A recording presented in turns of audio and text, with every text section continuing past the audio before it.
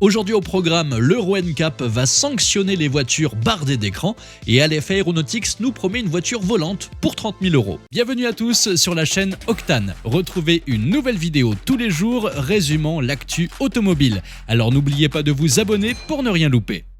Nos voitures modernes ressemblent de plus en plus à des vaisseaux spatiaux futuristes avec des écrans géants, comme si nous étions en train de préparer notre prochaine mission intergalactique.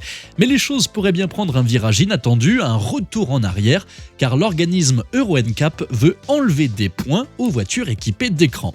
En effet, à partir de janvier 2026, l'Euro NCAP, ce gardien de la sécurité routière, distribuera des cartons rouges à ceux qui auront abandonné les bonnes vieilles commandes physiques au profit d'écrans tactiles géants. Matthew Avery, directeur du développement stratégique d'Euro NCAP, nous explique la raison et elle est très simple, ces écrans nous rendent aussi distraits qu'un chaton devant une balle rebondissante. L'Euro NCAP enlèvera donc des points aux voitures dépourvues de certaines commandes traditionnelles comme celles pour les clignotants, les warnings, le klaxon, les essuie-glaces, la fonction d'appel d'urgence, mais aussi pour les contrôles de la climatisation. Mais là où ça devient intéressant, c'est quand le PDG de BMW, Oliver Zipse, vient nous dire qu'il est convaincu que les écrans seront sans aucun doute interdits d'ici une dizaine d'années. Alors vive les boutons, les tirettes et les manettes.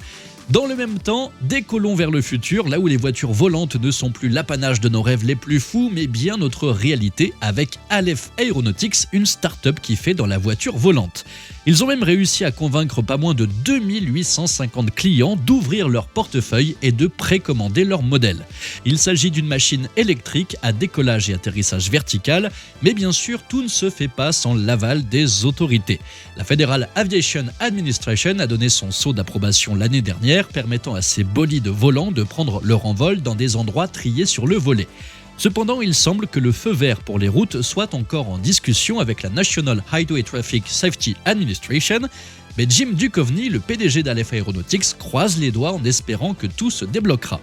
Et la cerise sur le gâteau, c'est que le PDG d'Aleph Aeronautics nous balance l'idée d'une berline appelée Model Z, une voiture qui pourrait parcourir près de 322 km dans les airs et un époustouflant 643 km sur le bitume. Le tout pour 32 000 €. Alors pourquoi si peu cher ? Eh bien Jim Duchovny nous dit simplement que faire une voiture volante pas chère est pas plus compliqué que faire une Toyota Corolla. Maintenant, croyez-vous vraiment en un avenir pour la voiture volante ?